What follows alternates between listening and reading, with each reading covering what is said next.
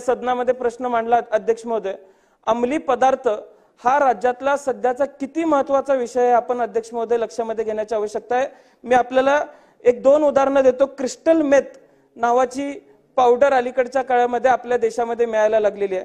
पूर्वी अमेरिकेला, ऑस्ट्रेलियाला, फिलिपिन्सला ही पावडर मिळायची, पण अलीकडच्या काळामध्ये ग्रामीण भागात सुद्धा ही पावडर मिळायला लागलेली आहे। नार्कोटिक्स कंट्रोल ब्युरोच्या नुसार 2-3 कोटी रुपये पर किलो या पावडरची किंमत आहे अध्यक्ष महोदय।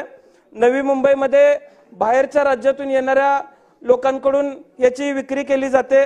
धुळे जिल्ह्यातील भोयटे गावात अध्यक्ष महोदय अंमली पदार्थ विरोधी पथकाने कारवाई केली। 816 किलो अंमली पदार्थ सापडले, 5.5 कोटी रुपये याची किंमत होती।